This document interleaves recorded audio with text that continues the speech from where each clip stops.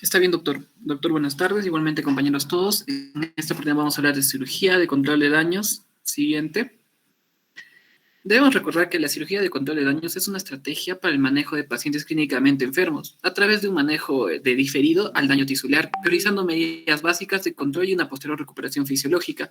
Asimismo, debemos saber que el trauma constituye una de las principales causas de muerte en todo el mundo, después de las enfermedades terminales o infartos, entre otros.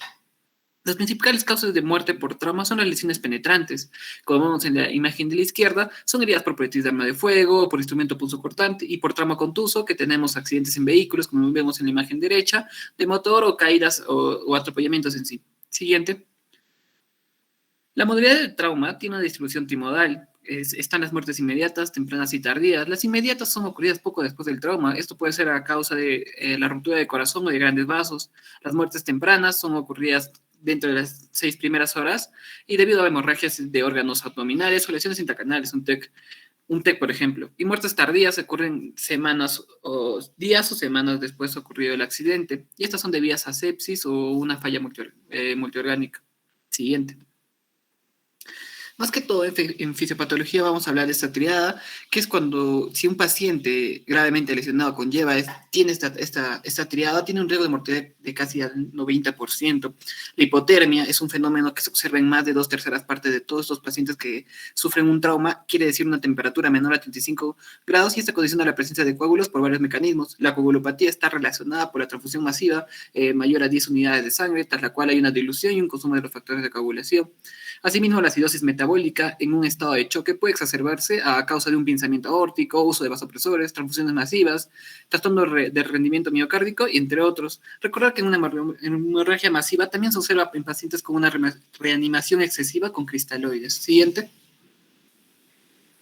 Bueno, vamos a tener los antecedentes y terminología. Los pacientes gravemente lesionados pueden requerir una intervención quirúrgica para tratar de inmediato afecciones potencialmente mortales, pero a menudo estos no tienen suficiente reserva fisiológica para tolerar una operación prolongada. En lo que hoy se consideraría una cirugía de control de daños, se informó por primera vez en 1983 como una laparotomía que se detuvo debido a un sangrado excesivo después de una resección intestinal. En este caso, los intestinos quedaron en discontinuidad, se taponó el abdomen y tras la reanimación en la unidad de cuidados intensivos, al paciente se le devolvió al quirófano para reparación intestinal definitiva y cierre abdominal. Desde entonces, el término cirugía de control de daños se usó más tarde para describir la laparotomía abreviada en el contexto del trauma.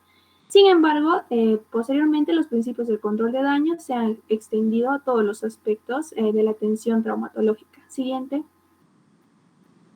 Vamos a tener las fases de la atención. El enfoque de control de daños se puede dividir en distintas fases, que se resume, por ejemplo, en la fase 0, que es el control de daños previo a la cirugía, que va a implicar un transporte rápido y una clasificación rápida para el tratamiento, por ejemplo, el traslado al paciente a quirófano o sala de intervención.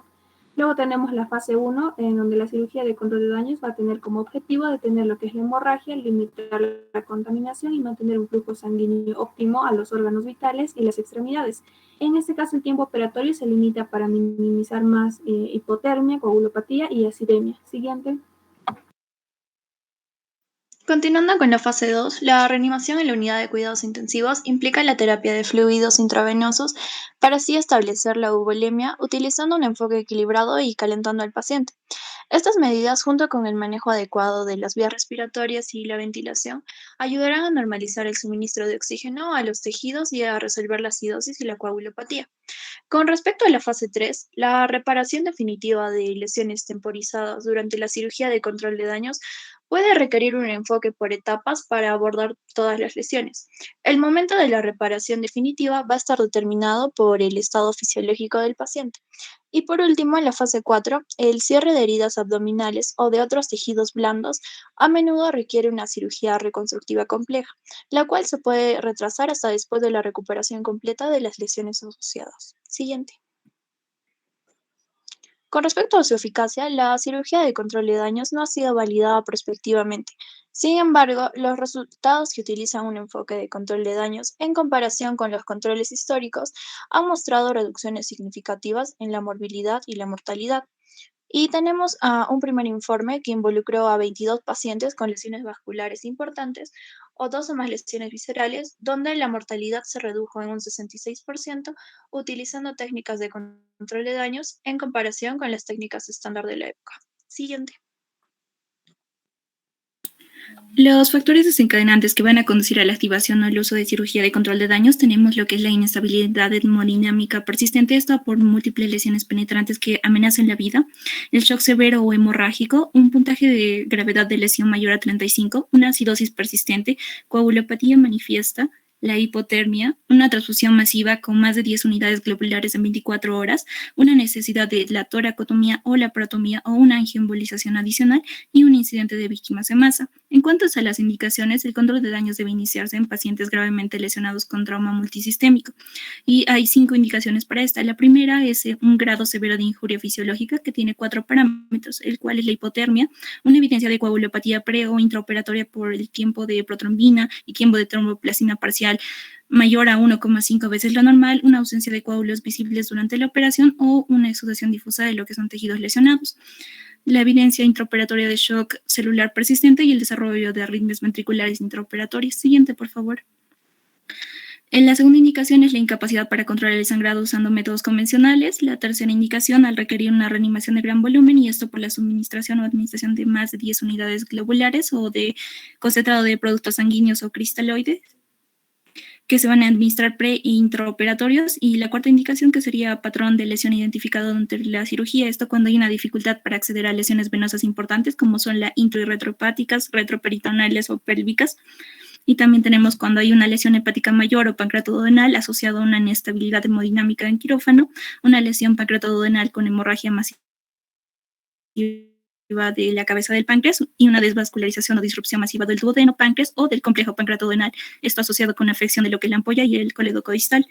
Y la quinta indicación, que es la necesidad de reconstrucción por etapas de pared abdominal, y eso se ve cuando hay incapacidad para cerrar sin tensión por un edema visceral, cuando hay signos de síndrome compartimental durante el intento de cierre y cuando se desea reevaluar el grado de viabilidad intestinal después de una reanimación adicional en UCI. Siguiente. El control de daños comienza en el campo y continúa durante el transporte y la evaluación inicial del paciente en el departamento de emergencias. El reconocimiento temprano de la necesidad de un enfoque de control de daños nos permite minimizar la pérdida de tiempo en el departamento de emergencias, así como limitar la atención fisiológica. El inicio de un enfoque de control de daños no solo implica el tipo de lesión traumática, sino que también incluye la respuesta fisiológica de la lesión. Antes de llegar al hospital, la respuesta fisiológica del paciente traumatizado puede determinarse mediante los signos vitales y el estado mental. Durante el transporte al centro de trauma, la mejor estrategia para minimizar la mortalidad es realizar solo aquellas intervenciones que son absolutamente necesarias para controlar la hemorragia y promover el intercambio de gases. Siguiente. En el servicio de urgencias, la naturaleza y la extensión de las lesiones pueden determinarse con mucha rapidez mediante un examen físico y mediante las pruebas de laboratorio, los cuales nos van a poder ayudar a determinar la inestabilidad hemodinámica, metabólica y la coagulopatía del paciente, y de esa manera nos va a poder ayudar a determinar la magnitud del trastorno fisiológico. Todo paciente que haya sido sometido a una toracotomía de reanimación debe ser colocado inmediatamente a un algoritmo de control de daños secundarios a la lesión fisiológica grave, el cual va a incluir una reanimación equilibrada con hemoderivados, el cual debe ser en el tiempo o a la brevedad posible, lo más antes posible. Siguiente, por favor. En cuanto a los objetivos de la cirugía de control de daños, vamos a tener 3 principales, que son detener la hemorragia, mantener el flujo de sangre en los órganos vitales y limitar la contaminación. Es aquí donde vamos a tener áreas que vamos a priorizar, por ejemplo, la cabeza, el cuello, el tórax y el abdomen, sobre las extremidades, ya que estas pueden comprometer en sí la vida del paciente. Toda cirugía de control de daños debe ser diligente y expedita. Diligente porque debe ser eficaz y rápida, y expedita porque debe tener o debe carecer de inconvenientes. El tiempo operatorio que se recomienda es de 90 minutos o menos, ya que pasado este tiempo hay o puede exacerbarse que el paciente sufra de la acidosis, hipotermia, coagulopatía, el sangrado y todo esto llevarlo a la muerte. También tener en cuenta que la cirugía de control de daños no está dirigida a una disciplina específica, sino que también se puede aplicar en otras disciplinas quirúrgicas, como por ejemplo lo que es neurocirugía o urología. Entonces, todo esto nos deja que la cirugía de control de daños se refiere más a limitar el tiempo operatorio, ya que puede comprometer la morbilidad y la mortalidad, evaluar una posible pérdida de sangre y también la propensión a desarrollar hipotermia. Todo esto para permitir en sí la reanimación y la reconstrucción de la fisiología normal. Continuando, sabemos que la estrategia fundamental de la laparotomía de control de daños va a ser controlar la hemorragia, controlar la contaminación y proporcionar un cierre abdominal temporal, esto para prevenir un síndrome compartimental abdominal. Entonces, esto se va a hacer mediante una incisión de la línea media porque va a ser más rápida y va a permitir la observación y movilización completas de las estructuras intraperitoneales y retroperitoneales. Ahora vamos a tener pasos. Primero vamos a ver el empaquetamiento y la exploración, que esto se va a hacer inmediatamente después de abrir el peritoneo. Se va a empaquetar el abdomen en 4 cuadrantes y primero se tienen que empaquetar donde hay el sangrado más significativo. Ahora, para explorar el abdomen, los tapones abdominales se van a retirar en orden inverso. Para controlar la hemorragia, esto se va a hacer mediante la resección de órganos no esenciales que están gravemente dañados, por ejemplo, el vaso, y se tienen que dejar empaquetados los órganos esenciales que están severamente dañados. Más comúnmente va a ser el hígado. Ahora, se va a ligar o se va a derivar los vasos intraabdominales seccionados, y cuando tenemos vasos esenciales, estos deben desviarse en lugar de repararse. ¿Por qué? Porque nos va a ayudar a mantener la perfusión y a controlar la hemorragia. Ahora, en el control de la contaminación va a ser sellando o resecando vísceras huecas perforadas, y las lesiones gástricas se pueden suturar o se pueden grapar. Ahora, si se ha realizado la resección, el intestino se va a dejar en discontinuidad en lugar de estar reanastomosando. ¿Por qué? Porque esto va a acelerar la cirugía y también va a evitar la posible complicación postoperatoria de descisencia de la anastomosis. En caso del cierre abdominal temporal, se puede lograr de varias maneras, pero el método más común va a ser los apósitos de presión negativa, y va a ser como un vendaje que va a permitir la salida del líquido peritoneal y va a mejorar la capacidad de unir los bordes de la fascia y va a facilitar también la laparotomía de segunda revisión. Y en el caso de la toracotomía o esternotomía de control de daños, se van a usar técnicas similares a las del abdomen, pero va a ser menos común y se hace para prevenir el tamponamiento cardíaco en los casos en el que el corazón está significativamente distendido o edematoso, y también para controlar la hemorragia de la pleura. Siguiente, por favor. Ya, continuando con la exposición, tenemos la estabilización de las extremidades. Esta estabilización se va a utilizar cuando la fisiología de un paciente no se presta a una intervención prolongada para tratar la lesión de las extremidades, así como también cuando hay heridas abiertas que van a impedir una fijación interna o también la presencia de lesiones complejas. Es por eso que a menudo esta va a requerir la cooperación de especialistas, tanto en cirugía ortopédica como vascular. Entonces, para el control de daños ortopédicos, ¿qué se hace? Se coloca rápidamente dispositivos de fijación externa porque, como vimos anteriormente, la fijación interna está impedido. ¿Y cuáles son sus objetivos? Se encarga de reducir y estabilizar los segmentos fracturados. 1. También ayuda a controlar el sangrado de perifractura y así como también reduce el riesgo de lesiones en los nervios y vasos circundantes. Como vemos en la imagen, ¿no? Estos incluyen un entablillado de extremidades, tracción o una fijación externa, ya sea pélvica o de extremidades, para una estabilización ósea mucho más rápida. Luego, para el control de daños vasculares, ¿qué es lo que se hace? Se coloca derivaciones temporales en los vasos lesionados para mantener un flujo sanguíneo constante y así evitar una posible infección. Las derivaciones van a permitir la perfusión continua a la extremidad superior distal, como vemos en la imagen, donde muestra derivaciones vasculares colocadas tanto en la arteria radial y cubital derechas proximales, justo distales a la bifurcación de la arteria braquial. Siguiente diapositiva. Tenemos otros métodos de control, como por ejemplo la craneotomía descompresiva, que esta se encarga de manejar la presión intracraneal que no puede controlarse adecuadamente con una terapia médica, o también después de la evacuación de un hematoma intracraneano, donde obviamente se espera la presencia de un edema cerebral significativo. Después, durante la laparotomía de control de daños, puede ser necesario también el uso de una nefrectomía unilateral, que se va a utilizar para controlar la hemorragia de un riñón lesionado si se palpa un riñón normal en el lado contralateral. Y en el caso de lesión ureteral en pacientes hemodinámicamente inestables, el ureter puede exteriorizarse y suturarse la piel, así similar a un estoma. O también puede colocarse un stent en el ureter y este stent se exterioriza como un conducto. Siguiente diapositiva. Bien, cuando nosotros hablamos ya de la resucitación, vendría a ser la fase 2 de la cirugía de control de daños, estamos hablando del manejo del paciente en la unidad de cuidados intensivos.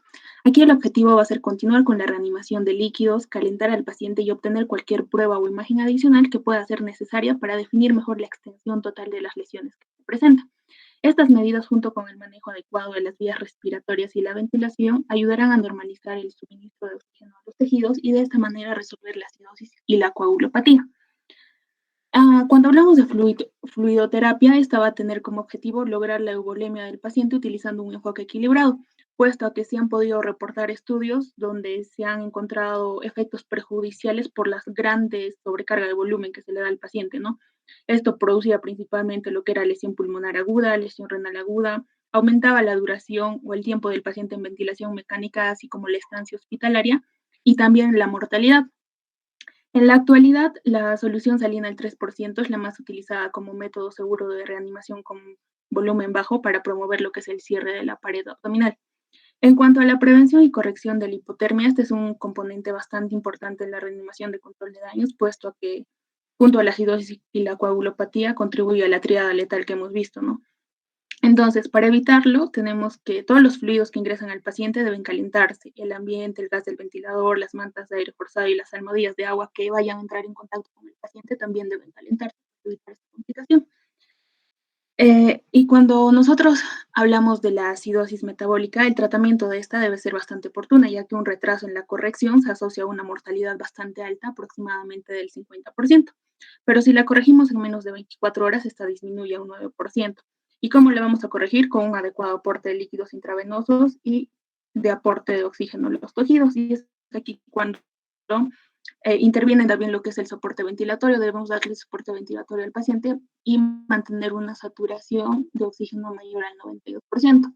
En el cuadrito superior que vemos están todo lo que debemos monitorizar durante esta fase, ¿no? Que son los signos vitales, la temperatura central, gasometría arterial, estudios complementarios de sangre y cardiovasculares, la diuresis que presenta nuestro paciente y algunas otras pruebas como una angiografía para localizar el sitio de sangrado si es que lo tiene y ver si hacemos una embolización terapéutica.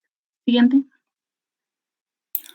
En cuanto a lo que es la reparación definitiva, bueno, la reparación definitiva generalmente comienza de 24 a 48 horas después de la lesión inicial. Sin embargo, el momento exacto está determinado por el estado fisiológico del paciente. Es así que las indicaciones al procedimiento a realizar es primero retirar lo que son los tapones colocados para la hemostasia.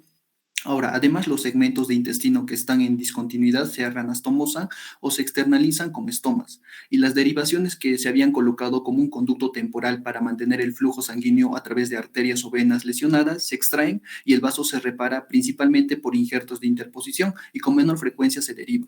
Ahora, cuando es posible, se cierra la fascia abdominal y los defectos de tejidos blandos. El cierre facial primario puede no ser posible después de la laparotomía para la reparación definitiva de lesiones intraabdominales. Si sucediera esto, bueno, el manejo del abdomen abierto implicaría el cierre abdominal temporal continuo hasta que se pueda realizar el cierre por etapas de la fascia u otra cobertura. Siguiente, por favor. Ahora, dentro del cierre abdominal y de tejidos blandos tardío, la fase final del control de daño solo es necesaria cuando no se puede obtener el cierre facial primario de la pared abdominal o la cobertura definitiva de tejido blando del hueso o las estructuras neurovasculares durante la fase de reparación definitiva. Es así que el cierre o cobertura se retrasa hasta después de que se controle toda la contaminación y haya disminuido el edema o inflamación. Esto puede llevar varias semanas para las heridas de las extremidades o en otros casos como la reparación tardía de hernia ventral que puede tomar de hasta 10 a 12 meses.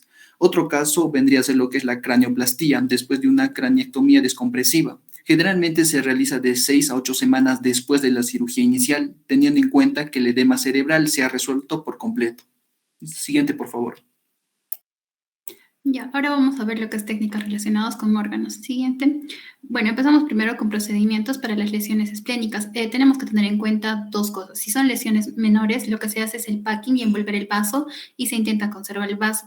Pero en cambio, si es que las lesiones son severas, si el traumatismo esplénico es severo, lo ideal es la esplenectomía, que puede ser parcial o total. Respecto a los procedimientos de las lesiones hepáticas, la maniobra inicial y central es la compresión bimanual. Y en todas las formas de hemorragia venosa hepática, lo que se recomienda es la presión de ventilación positiva.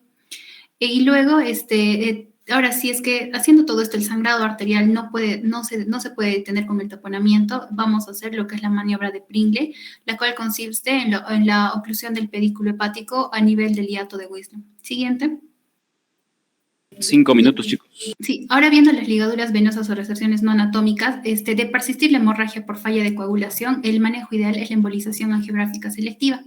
Ahora, respecto a los procedimientos para las lesiones del intestino delgado y grueso, el control seguro se realiza mediante grapadora y se tiene que hacer un enjuague posterior del abdomen con solución salina precalentada.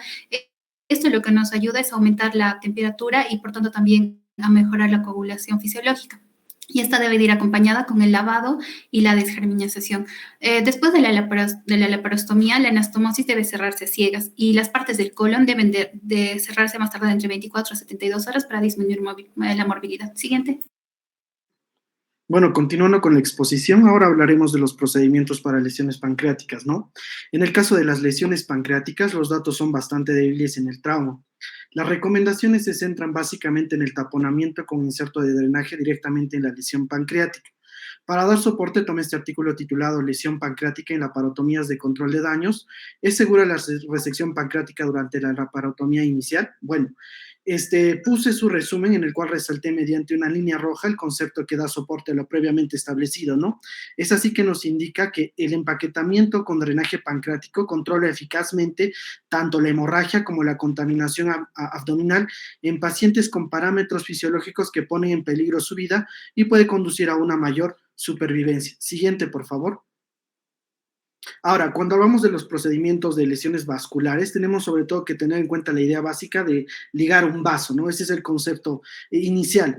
En el caso de las lesiones arteriales vasculares abdominales, por ejemplo, del tronco celíaco, de la arteria mesentérica inferior o de la arteria ilíaca interna, básicamente el proceso es ligarlo. Por el contrario, las lesiones de las arterias mesentérica superior y renal requieren reconstrucción arterial con la excepción básicamente de la vena porta.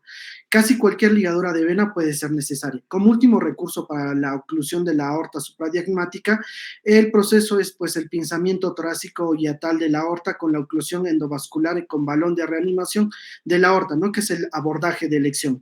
Como podemos observar en este cuadro extraído de este artículo titulado Control de daños en pacientes hemodinámicamente inestables, se puede observar las posibles complicaciones de la ligadura vascular en el cuadro verde. Así, por ejemplo, al ligar la vena cava inferior suprarrenal podríamos tener como complicación una posible insuficiencia renal, o si ligamos la vena porta podríamos tener como complicación pues un isquemia intestinal, ¿no? Siguiente, por favor.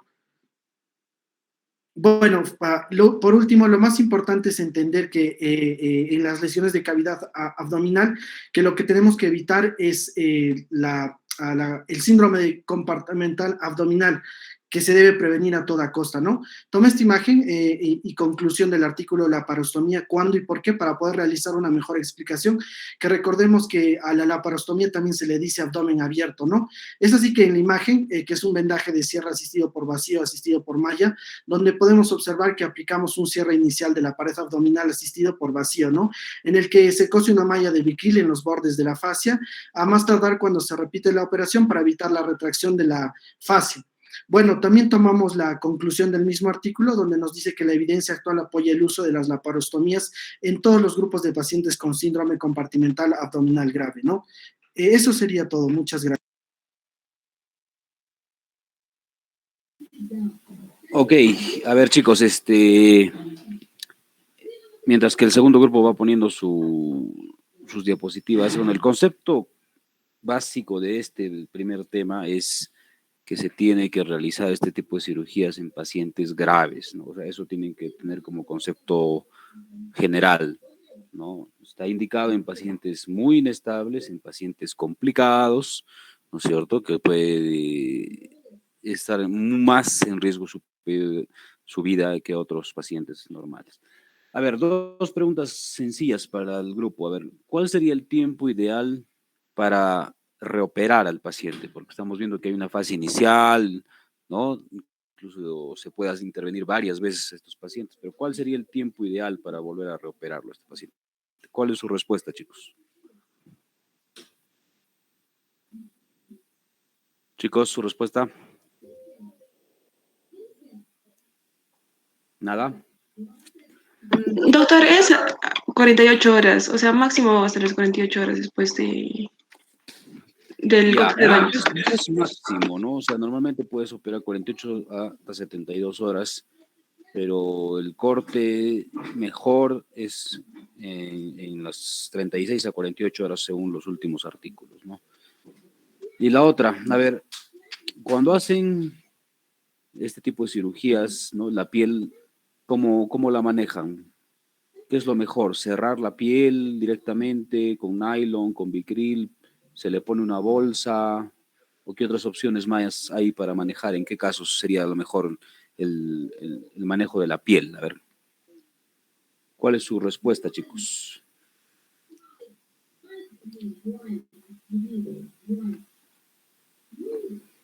Chicos, ya, si no lo tienen eso, búsquenlo ya, porque es diferente cuando hacen una cirugía de control de daños por causa vascular, o sea, por, ¿no es cierto?, por shock hipovolémico, a diferente por una causa séptica, ¿ya? Entonces hay dos tiempos y dos indicaciones importantes para el manejo, sobre todo de la piel en este caso. Ok, y ahora vamos con el segundo grupo. Pueden empezar, chicos, 25 minutos.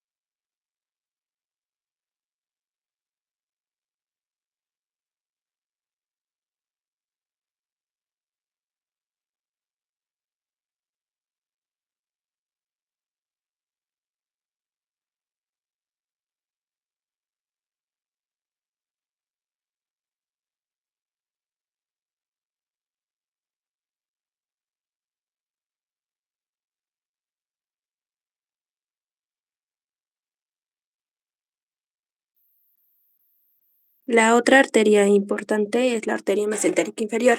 Esta nace de la cara anterior de la aorta abdominal y tiene por delante la tercera porción del duodeno. Por detrás está la L3. La arteria, cuando llega a la altura de la ilíaca común izquierda, penetra en el mesocolon sigmoide y emite su rama terminal, que es la arteria rectal superior. Esta desciende por lo que es el mesocolon sigmoide.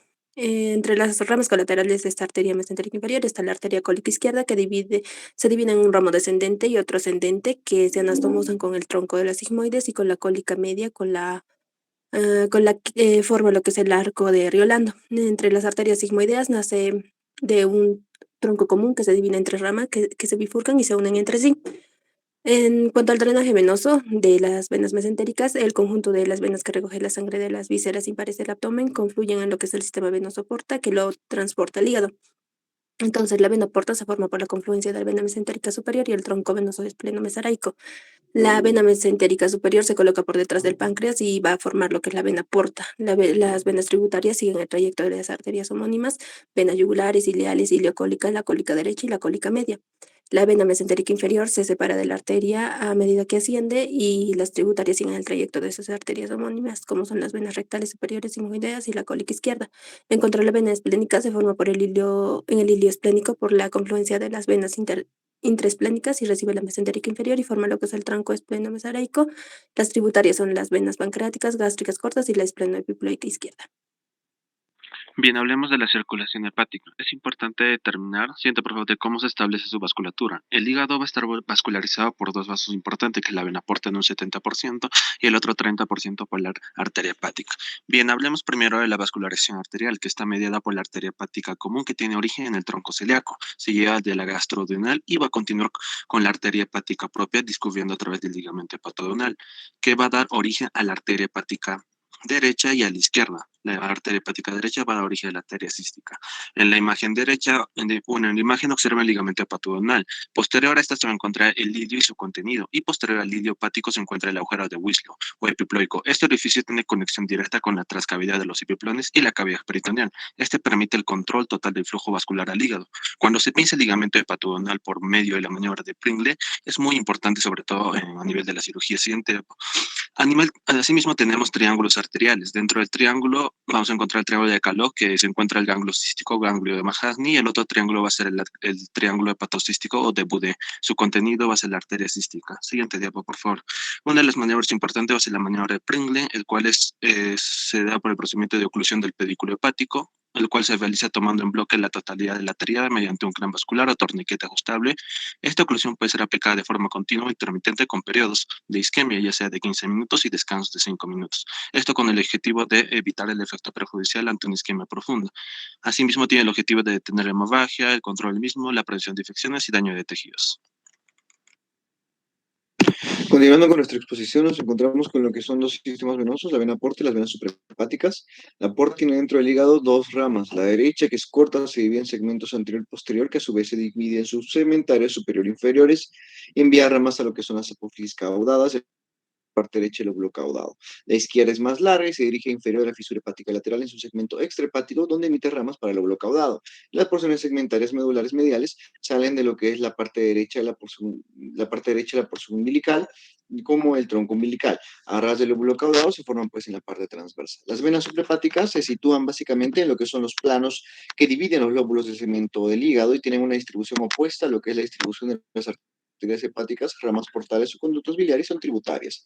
Ahí tenemos también un diagrama de cuáles son las relaciones de las resecciones con estructuras vasculares. La mayoría son lobectomías y la mayoría de ellas involucra las venas suprahepáticas media e izquierda. Siguiente, por favor.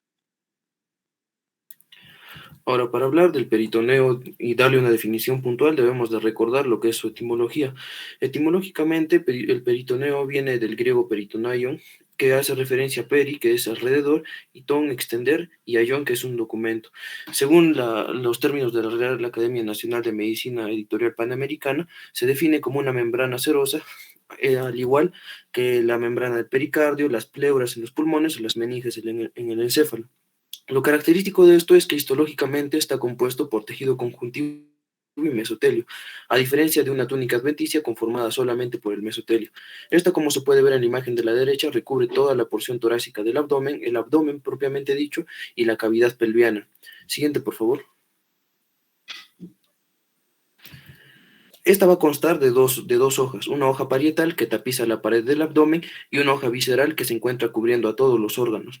Entre estas dos existe una cavidad, un espacio conocido como la cavidad peritoneal, que está ocupado de 43 a 50 mililitros de líquido acítico. Si esta cantidad llegara a aumentar sobre los valores normales, deriva de una patología conocida como la ascitis. Tenemos, según esta disposición y gracias a la referencia del peritoneo, tanto órganos peritonizados como el estómago y el vaso, que son aquellos que están rodeados completamente por el peritoneo visceral, órganos retroperitoneales que están por detrás del peritoneo, como su nombre indica, tal como los riñones o los uréteres, y tenemos también órganos intraperitoneales que se encuentran específicamente en las mujeres, haciendo referencia a lo que son los ovarios. Algunas definiciones también importantes que debemos de apreciar es hablar acerca de los mesos, que son repliegues del peritoneo que van a unir un órgano a la pared, y lo característico es de que va a llevar vasos y nervios. Entre estos vamos a tener el mesenterio, del cual van a hablar posteriormente. El epiplón, que es un repliegue de peritoneo que une dos órganos entre sí y lleva elementos nobles. Y los ligamentos, que son repliegues de peritoneo que unen órganos a órganos o órganos a las paredes. Estos se caracterizan porque no van a llevar elementos nobles. Finalmente, hablamos de las fascias de coalescencia, que van a ser adherencias constantes entre las hojas, tanto visceral y parietal. Siguiente, por favor. Bueno, vamos a comenzar a hablar de la anatomía del mesenterio. Vamos a ver que este es un órgano continuo que se encuentra plegado de manera compacta dentro de la cavidad peritoneal. Va a emerger de la raíz mesentérica superior y se abre para abarcar desde el duodeno al recto. Y vemos sus partes. El 1 señala el mesenterio del intestino delgado, el 2 el mesocolon derecho, transverso izquierdo, el 3 el mesosigmoideo y el 4 el mesorrecto. Esto no solo sirve de sostén para evitar que los intestinos se colapsen en la pelvis, sino que participa en las conexiones vasculares de los vasos mesentéricos superiores e inferiores. Siguiente, por favor. En cuanto a la fisiología del mesenterio, vamos a ver que suspende gran parte de los intestinos a la pared abdominal posterior. Este no solo sirve de sostén, sino que evita la ralentización del tracto intestinal. Se interpone entre los intestinos y el cuerpo, lo que nos permite determinar las señales intestinales, así como es una posición óptima para la intervención en respuestas locales y sistémicas. Se dice que los ganglios mesentéricos toman muestras de los componentes bacterianos derivados del intestino adyacente y regulan la migración de células B y las células T, así como los linfocitos citolíticos naturales y las células dendríticas. Siguiente, por favor. Vamos a tener que la producción mesentérica de la proteína C reactiva va a ser un determinante importante para sus concentraciones sistémicas. Esta proteína C regula lo que es el metabolismo de los glúcidos y los lípidos. El mesoterio mesentérico va a ser el de mayor extensión en el cuerpo humano, lo que le brinda capacidades transformativas que podrían ser importantes para la reparación de tejidos. Por ejemplo, después de una cirugía, cuando se produce una hernia o se forman adherencias. Bien, ahora hablaremos de la peritonitis. La peritonitis viene a ser el proceso inflamatorio general localizado de la membrana peritoneal. Secundaria, una irritación química, invasión bacteriana, necrosis local o contusión directa. Tenemos una clasificación. Según su extensión, tenemos que puede ser localizada o focalizada, lo cual se determina en un espacio, peritonitis generalizadas o difusas localizadas en toda la cavidad peritoneal proveniente de una localización específica inicialmente circunscrita. Según el agente causal tenemos las sépticas, que son de origen bacteriano, los cuales vencen los mecanismos de defensa peritoneal. La peritonitis aséptica puede ser provocada por el escape de líquido hacia la cavidad peritoneal, puede ser sangre, bilis, jugo gástrico, jugo pancreático. Según la evolución tenemos agudas, que se producen en un corto tiempo y una evolución muy rápida, crónicas de forma insidiosa y empeora progresivamente. Siguiente, por favor. Según la clasificación de las lesiones causales, la dividimos en primarias, la cual no es posible demostrar una fuente intraabdominal como punto de partida. Los microorganismos llegan al peritoneo a partir de un foco distante, es más frecuente en la edad pediátrica y presenta dos formas. Una bacteriana aguda que se inicia dentro de las 48 a 72 horas, se caracteriza por un abdomen agudo y con una leucocitosis elevada. Crónica que empeora progresivamente como la peritonitis tuberculosa. Secundaria, originada a partir de un foco intraabdominal, causadas por enfermedades o lesión del tracto gastrointestinal como una perforación gástrica o una víscera hueca. Terciaria, son de origen postquirúrgico, no responde al tratamiento, son pacientes con depresión del sistema inmunitario. Siguiente, por favor. Ahora, según las manifestaciones clínicas, la sintomatología, vamos a tener un dolor abdominal, el cual es el síntoma más importante y constante de los cuadros peritoneales, puede ser súbito o gradual. Va a presentar náuseas y vómitos, puede haber trastornos de la evacuación intestinal, puede existir diarrea o estreñimiento, anorexia y sed. En el examen físico vamos a encontrar al paciente en una posición de gatillo o maometana por el dolor, va a presentar shocks, signos de falla de perfusión tisular como hipotensión, volumen urinario disminuido, hematocrito disminuido, va a presentar lo que es taquicardia, va a estar taquipneico y va a presentar una ictericia. Bien, vamos a continuar con lo que es el papel del peritoneo en las infecciones, su mecanismo de defensa. Siguiente, por favor. La peritonitis puede ser de comienzo súbito gradual y cuando las bacterias patógenas van a empezar a multiplicarse en la cavidad peritoneal, vamos a tener el siguiente patrón de respuesta. Va a haber una respuesta primaria con la inflamación de la membrana, el peritoneo se va a tornar hiperémico, va a haber dilatación de los vasos, un aumento de la diapedesis y un paso de electrolitos, proteínas y depósitos de albúmina. Va a haber un paso humoral de los neutrófilos, se va a producir edema y exudado que va a contener fibrina, que va a aislar el proceso en forma primaria y va a producir adherencias para localizar el proceso. Ya cuando se va a resolver el proceso, esas se van a tornar fibrosas y firmes. Va a haber una respuesta intestinal, que ante la injuria se va a producir una parálisis intestinal con dilatación tanto de gas como de líquido. Ese se va a llamar el ileodinamico. Por el trasudado y el secuestro de líquidos, generalmente, que suele ser de grandes cantidades, tipo 6-7 litros, se va a producir hipovolemia. Y entonces se van a comenzar a secretar hormonas antidiurética y aldosterona. Siguiente, por favor. Va a haber también una respuesta secundaria, que ese se va a dar cuando va a haber un manejo tardío de lo que es la infección.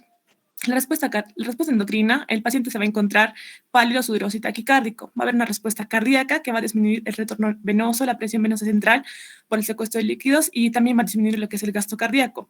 Va a disminuir el oxígeno y la respuesta respiratoria va a haber hiperventilación con disminución de la oxigenación. Una respuesta renal que va a disminuir la filtración glomerular por disminución del gasto cardíaco y también va a haber una mayor acidosis por la falta de eliminación de catabolitos y una respuesta metabólica que se va a alterar el metabolismo de los hidratos de carbono, las grasas y las proteínas y el metabolismo va a pasar de lo que es aeróbico, se va a volver anaerobio y va a haber un aumento del ácido láctico. Continuamos con el diagnóstico y manejo. Siguiente, por favor.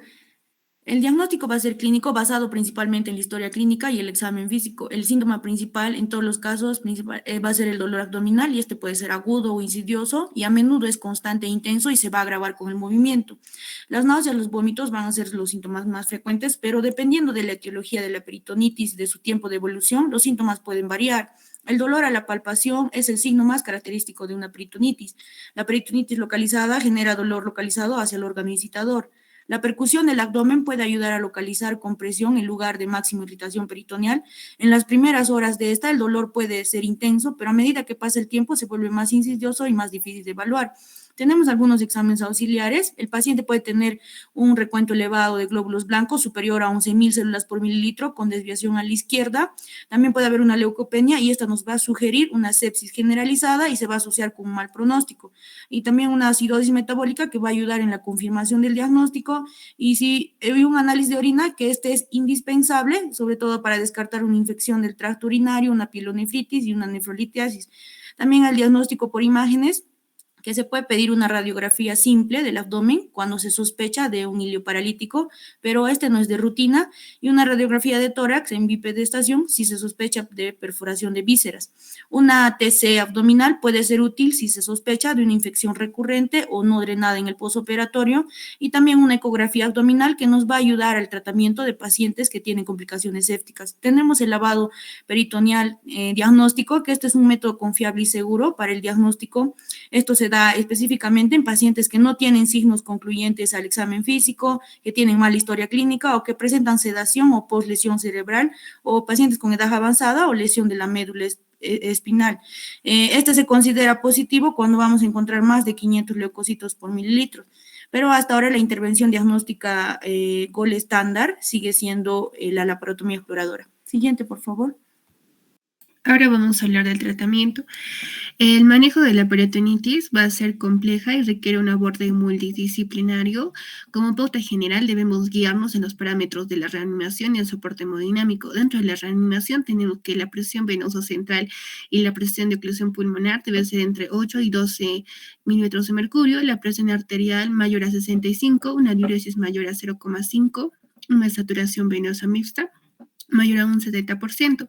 Y en un soporte hemodinámico, lo que necesitamos es volumen circulatorio eficaz, eso con ayuda de la dobutamina, transfusiones de concentrados de glóbulos rojos, cuando hay sangrado activo, el uso de cristaloides en las primeras horas de 3 a 6 litros, la glucosa alrededor de 220 miligramos por decilitro y medicamentos profilácticos como la ranitidina u omeprazol. Siguiente, por favor. En la terapia con antibióticos, este se debe administrar de forma empírica cuando tenemos perforaciones del tracto gastrointestinal superior. Lo tratamos con cefalosporinas y penicilinas. Cuando tenemos casos moderados, hacemos uso de la monoterapia, en este caso usamos ampicilina u otros medicamentos, y en casos graves hacemos uso de la piperacilina o tazobactam. La duración de la terapia debe establecerse y guiarse por los hallazgos quirúrgicos, y debemos tener en cuenta ausencia de fiebre, recuento leucocitario elevado, entre otros. Siguiente, por favor. Bien, ahora vamos a hablar sobre los objetivos del tratamiento quirúrgico. Tenemos primero eliminar la causa de la contaminación, reducir el inóculo bacteriano y prevenir la sepsis persistente o recurrente. Si hablamos de un abordaje quirúrgico, primero se realiza mejor a través de una incisión de la línea media para garantizar una exploración adecuada y completa. También la hemostasia diligente y una exploración minuciosa.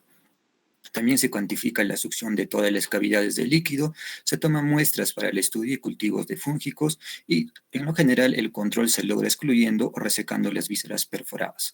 Si hablamos de una perforación colónica, primero se externaliza el segmento proximal con un col, luego se realiza una fístula mucosa en el segmento distal. Si hablamos de una perforación del intestino delgado, la resección se sigue de una anastomosis primaria siempre que sea posible, y aparte de eso se requiere la entrada tanto del segmento proximal como la distal si la contaminación es grave. Si hablamos de un tratamiento quirúrgico de la peritonitis, primero sería reducir la carga bacteriana para prevenir lo que son la sepsis y reacumulación de material purulento. Luego sería el lavado completo de la cavidad abdominal, eliminando detritus y partículas. Luego la atención de las áreas donde se pueden formar abscesos, como la pelvis, canaletas y espacios sufrénicos. Aparte de eso, se utiliza una solución tibia, salina, hasta obtener un retorno claro y luego succionar el exceso de líquidos. Para cerrar la cavidad abdominal, primero es reaproximar la fascia con material no absorbible. Si la piel, la piel debe dejarse abierta y cubierta con gasas húmedas por un periodo de 48 a 72 horas. Si la herida está limpia después de 3 o 4 días, se puede intentar un cierre secundario de la piel. Bien, ahora hablando sobre el manejo intraoperatorio y abordaje quirúrgico en la anastomosis intestinal, para el control de la infección y prevención de una mayor contaminación se puede realizar rápidamente una ostomía. Y este procedimiento está fuertemente indicado, especialmente ante una contaminación masiva, una inestabilidad hemodinámica e hipoperfusión. Y dentro de sus complicaciones vamos a ver que va desde un desequilibrio de electrolitos y líquidos hasta complicaciones cutáneas y de heridas, como hernias y estenosis, y así también como problemas psicológicos graves. También veremos algunos determinantes en la que nos va a indicar si un paciente debe o no someterse a una reparación primaria o someterse a una exteriorización del intestino, las cuales van a ser estabilidad hemodinámica, grado de inflamación de la cavidad peritoneal y una viabilidad del intestino. Por otro lado, también se definieron criterios específicos que se aplicaron a los pacientes a una anastomosis primaria diferida, minimizando así el número de ostomías. Los criterios de inclusión fueron peritonitis severa con inestabilidad hemodinámica y sepsis, el propio shock séptico y en pacientes mayores de 18 años. Ahora, para ver el cierre de la pared abdominal, esta se va a decidir durante la última laparotomía y los pasos a seguir van a ser retirar la malla del velcro junto con la fascia sin tensión y también dejar la piel abierta, así como colocar una bolsa de plástico sobre la cavidad abdominal y suturarla a la pared abdominal. También se debe de esperar unos días para que se forme tejido de granulación. Se debe de cerrar la piel solo porque la fascia está adherida y no se va a poder cerrar. Se va a realizar una reparación de hernia incisional a los 6 meses después de ello. Cuando se ha completado la granulación y no va a ser posible cerrarse la piel, se va a colocar un injerto de piel sobre la laparostomía y esto continuamente con la corrección de la hernia incisional. Para evitar la colonización, pues no se aconseja cerrar haciendo una disección extensa de la fascia ni usar la malla en este momento y cuando el paciente está totalmente recuperado, esto se da en un aproximado de 6 a 8 meses, se va a realizar una reparación de la hernia incisional. En conclusión, podemos ver que para el cierre de la pared abdominal es cuando se va a retirar la malla del velcro, donde idealmente se ha debido de formar un tejido de granulación y mayormente el intestino va a estar adherido a la pared abdominal.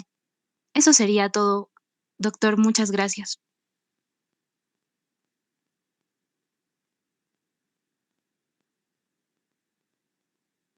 Ok, a ver, a ver,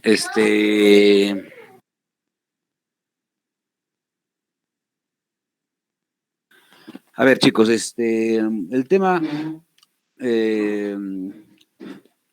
para que se entienda esto, era buscar también parte de fisiología, ¿no? Del intestino, cómo actúa el cuerpo en casos de una peritonitis, y a eso se basa. Entonces tengo dos preguntas. ¿Cuál sería la principal función del peritoneo en casos, obviamente, pues de casos extremos, ¿no? Hablando de una peritonitis generalizada? ¿Cuál es la principal función? ¿Cuál es su respuesta, chicos? Doctor, la principal función del peritoneo al momento de que hay una peritonitis sería de aislar la infección, tratar de que no avance más y una vez de que esta se haya solucionado, como he expuesto, la fibrina que ha producido adherencia se va a fibrosar y se va a volver ya firme.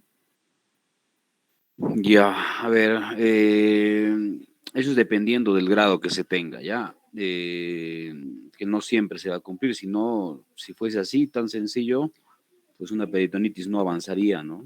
Ahí quedaría, pero no es así. A ver, ¿y en qué parte del abdomen es donde se empieza la absorción, digamos, de la pus o lo que haya contenido intestinal, si es una perforación o algo? ¿En qué parte del abdomen? Porque hay muchas zonas que van justamente a defender de una agresión de este tipo, ¿no? Pero hay una parte específica donde empieza todo. ¿Cuál es su respuesta, chicos?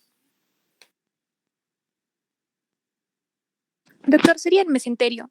Se dice que los ganglios mesentéricos son los principales que van a tomar las muestras de los componentes bacterianos y Eh, ahí es donde va a empezar lo que es la migración de las células y de la respuesta inflamatoria.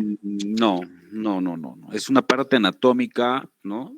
En la parte del abdomen en la cual si tú tienes pus, se empieza a acumular en esa zona, ¿ya? Son como unos pequeños reservorios y ahí empieza una reabsorción de la pus para evitar una diseminación, pero cuando ya es muy avanzado ya no soportan esos reservorios y ya hay una peritonitis generalizada.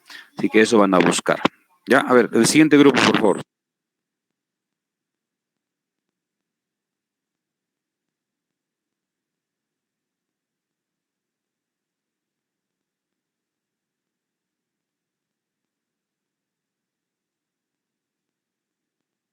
Pueden empezar 25 minutos.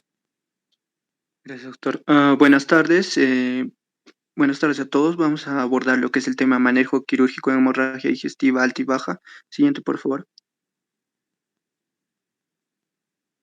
Vamos a comenzar primeramente con la hemorragia digestiva alta, diciendo su definición. La definición va a ser que va a ser un sangrado digestivo de esófago, estómago y duodeno que se va a dar hasta el ángulo o ligamento de Treitz y va a ser la forma más frecuente de sangrado digestivo en un 60%. Viendo lo que es su epidemiología, vamos a ver que tienen que ser pacientes varones y mayores de 60 años más frecuentes, con relación 2 a 1. Se puede presentar en cualquier edad, pero va creciendo conforme a la edad de la persona, va aumentando. Siguiente, por favor. Las principales causas de hemorragia digestiva alta, entre ellas vamos a tener lo que es la úlcera péptica, que va a ser más frecuente, va a ser de un 31 a 67%, de ahí le sigue lo que es la gastritis erosiva de 7 a 31%, y los menos frecuentes serían lo que es la esofagitis erosiva, seguida de la varices esofágica y el síndrome de Mayer-Weiss. Entre las raras que producen también van a ser los tumores del aparato digestivo y los que se ha dado en casos de Perú, el 80% que va a ser producido por los AINES. Siguiente, por favor. Bien, como siguiente punto hablaremos de las características clínicas. Empezaremos con la historia previa. Es necesario averiguar el uso de AINES, anticoagulantes y agentes antiplaquetarios. También así el antecedente de abuso de alcohol, hemorragia gastrointestinal previa, enfermedad hepática y coagulopatía. Entre los signos y síntomas tenemos el dolor abdominal, hematemesis o emesis en borra de café, evacuación de melena o heces alquitranadas. Como presentación clínica tenemos la sudoración, mareos, signos de hipovolemia y la anemia. Hablaremos ahora del examen. La evaluación de los signos vitales es esencial para estimar la cantidad del volumen intravascular perdido. El paciente presentará taquicardia. Los cambios ortostáticos de la presión arterial sugieren una pérdida de sangre de moderada a grave y la hipotensión sugiere una pérdida de sangre potencialmente mortal. Este puede ser un hallazgo tardío en el adulto joven sano. Se realiza un examen rectal para evaluar el color de las heces, melena versus hematoquesia. Un 10% de los pacientes que se presentan con hematoquesia tienen una causa alta de hemorragia digestiva y ello habla de severidad. Y la sensibilidad abdominal significativa de signos de irritación peritoneal. Siguiente, por favor. En cuanto a la evaluación y el diagnóstico, tenemos que ante la sospecha de hematemesis y o melena, tenemos que evaluar si el paciente está hemodinámicamente estable o inestable. Podemos realizar el índice de Glasgow-Balchort, que nos permite clasificar al paciente como riesgo alto o bajo de presentar complicaciones.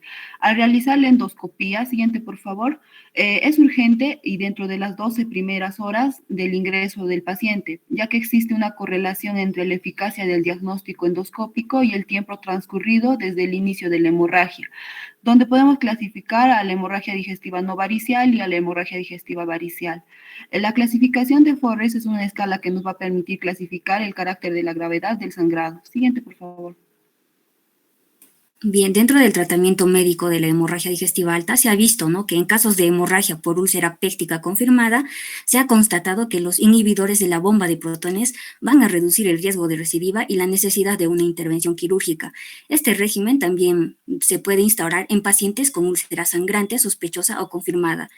En el caso de las úlceras perforadas, que suelen asociarse a una infección por Helicobacter pylori, la correlación entre esta infección y la hemorragia es menor. Es por ello que el tratamiento y la erradicación de esta bacteria determina una disminución, ¿no?, en la repetición de la hemorragia. En el caso de pacientes que toman medicamentos gastrolesivos o ulcerógenos como los AINES o los inhibidores selectivos de la recaptación de serotonina y que además presentan una lesión gastrointestinal hemorrágica, en este caso, pues el fármaco debería interrumpirse, ¿no? Debería reemplazarse por otro fármaco menos gastrolesivo. Por ejemplo, dentro del AINE más gastrolesivo tenemos al ketorolaco y al piroxicam, y una alternativa para esto vendrían a ser los inhibidores de la ciclooxigenasa 2, como el celecoxib. Siguiente. Ahora, en cuanto al tratamiento endoscópico de la hemorragia digestiva alta, vamos a tener primero que identificar la úlcera sangrante, el cual va a consistir justamente en una inyección de adrenalina, el uso de sondas calentadoras y coagulantes y la aplicación de la hemoclip. Como fuentes de energía térmica se usan sondas calentadoras, electrocoaguladoras, ya sea mono o bipolares, el láser o coaguladores de plasma de argón. Siguiente, por favor. Ahora, en cuanto al tratamiento quirúrgico, vamos a saber que el 10% de los pacientes, siguiente, con úlceras sangrantes van a necesitar además un tratamiento quirúrgico, el cual vamos a tener en cuenta que va a ser un poco difícil de poder identificar a estos pacientes, si va a necesitar adecuada el tratamiento quirúrgico, por el cual nos da indicaciones para aquellos pacientes. Uno es que estos pacientes tengan una inestabilidad hemodinámicamente a pesar de la reanimación vigorosa, una imposibilidad de detener la hemorragia con las técnicas endoscópicas, una repetición de la hemorragia tras la estabilización inicial o shock asociado a hemorragia recurrente y una hemorragia lenta y continua con una necesidad de transfusión de más de 3 unidades al día. Siguiente, por favor. Bien, empezamos con úlcera péptica. Esa es la más frecuente en el grupo de las no variciales y el cirujano solo te va a tratar complicaciones, de las cuales la más frecuente es esta misma hemorragia, las cuales solo el 5 al 10% entran hasta la quirúrgica. Dentro de este grupo hablamos de la duodenal y la gástrica. La duodenal es la más frecuente y la gástrica, es relacionada a procesos malignos. Ahora, si bien el objetivo del cirujano es tratar estas complicaciones y también a través de todos estos procedimientos reducir el nivel de la acidez, ha sido prácticamente todo este proceso sustituido por el tratamiento médico, ya que, tiene mejor eficacia, ¿no? Muy pocas veces se llega a la cirugía, ya que también estos procesos, tienen harta morbimortalidad. Entonces, para entender mejor este proceso de disminución de la acidez, nos fijamos primero en este gráfico. Va a depender principalmente de las células parietales, ya que vemos que recibe todos estos estímulos, de los cuales lo más importante es el vago y las células G. El vago directamente o indirectamente las células G. Las células G es la más potente, ya que secreta la gastrina. Ahora, en los procesos, tenemos todos estos procesos quirúrgicos. Dentro de ellos la antrectomía, ya que se dirige a sacar cierta porción de las células que esta solo va a funcionar si se secciona más del 35% de esta zona. La gastrectomía, tanto que incluye parcialmente a las células parietales y a las células G. Esta va a funcionar si se retira el 2/3 distales, de esta zona. La vagotomía total, su fundamento es ya que esta vagotomía troncal, mejor dicho, se secciona más o menos a ese nivel y te limita tanto para tronco anterior y el posterior, pero tiene una cierta complicación, ya que vemos que estas fibras, que se le conoce como la pata de gallo, llegan hasta nivel antropilórico, ¿no es cierto? Entonces le va a quitar esta función a nivel del piloro, que principalmente es el vaciamiento y el antirreflujo. Entonces, para ello se hace la piloroplastia, que te va a ampliar prácticamente esta zona para que se pueda hacer mejor el vaciamiento. Ahora, la combinación de estos procedimientos, por ejemplo, como la gastrectomía y la vagotomía troncal, junto a estos procedimientos te reducen por lo menos el 75% de ácido. Si hablamos de la antrectomía, te va a reducir el ácido por lo menos en un 80%. Ahora, ya que han entendido este procedimiento, solo voy a mencionar en los próximos la combinación de este tipo de procedimientos, ¿no? Ahora hablamos de la úlcera duodenal y también la gástrica, las cuales estas dos principalmente se van a encargar de controlar hemorragia y reducir el ácido. Para la hemorragia va a depender del lugar donde está. Si está a nivel del bulbo, supongamos el procedimiento va a ser buscar a nivel, supongamos tanto de píloro y del duodeno, y acá retener el sangrado.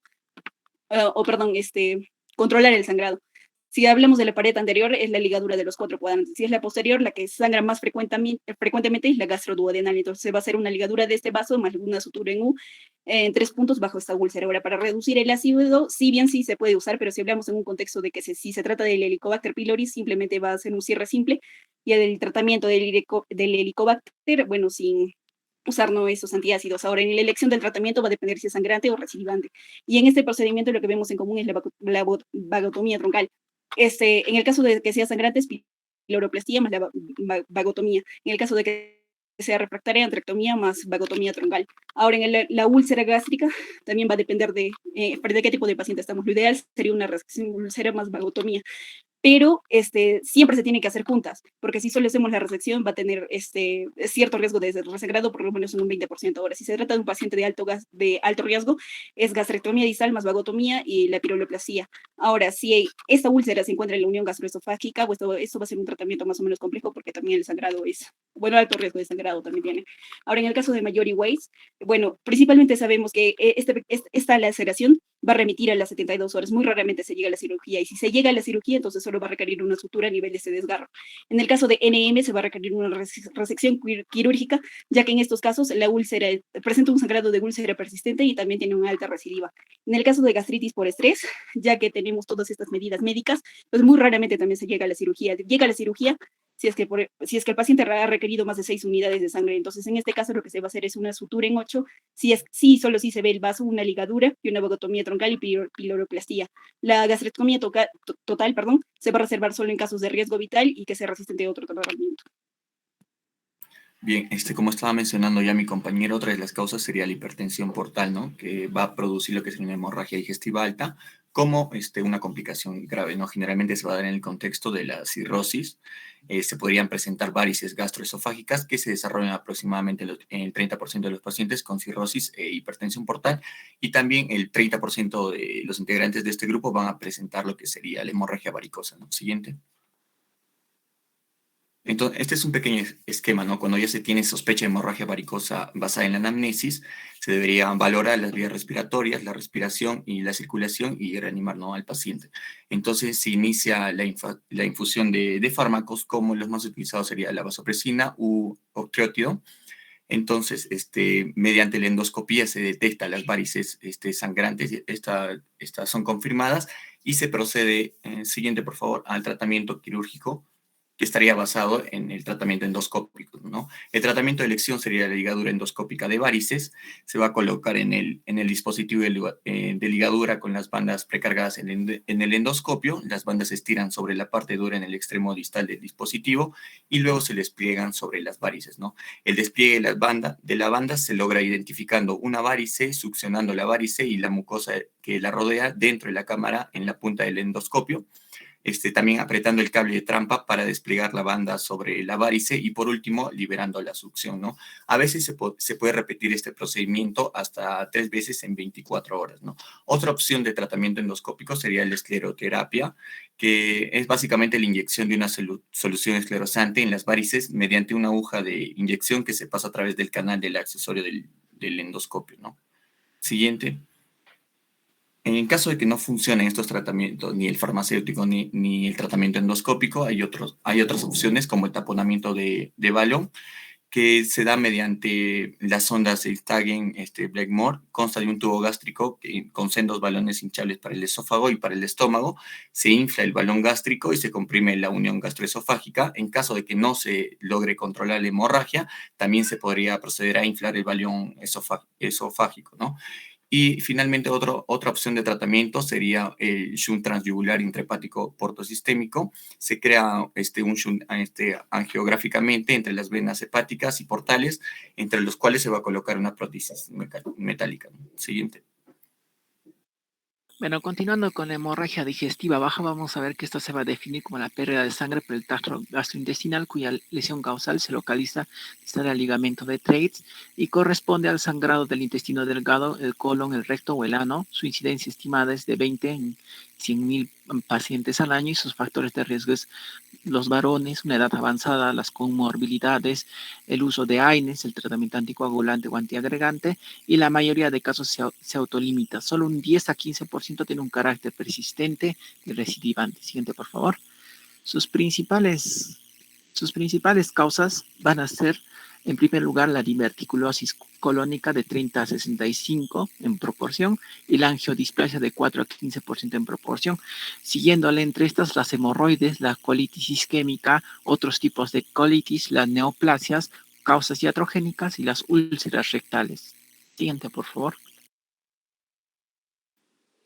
Ya, dentro de sus formas de presentación clínica de la hemorragia digestiva baja, vamos a tener lo que es la rectorragia, que es el sangrado de un color rojo rutilante y se va a presentar porque el daño puede estar en el colon izquierdo y en el recto. También puede presentar lo que es la hematoquesia, que la sangre es roja oscura y se puede dar en todo el colon.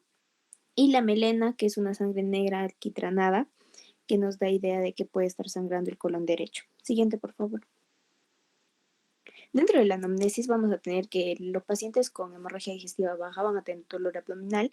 También podemos ver que en algunos pacientes va a ser importante lo que es los antecedentes. Dentro de esto, la historia de una irradiación pélvica, una prótesis aórtica abdominal, si el paciente utiliza fármacos anticoagulantes, antiagregantes plaquetarios o AINES. En el examen físico para ver la hemorragia digestiva baja, vamos a tener que hacerle un examen anorrectal al paciente para ver si tiene una fisura, una fístula, hemorroides o una masa rectal.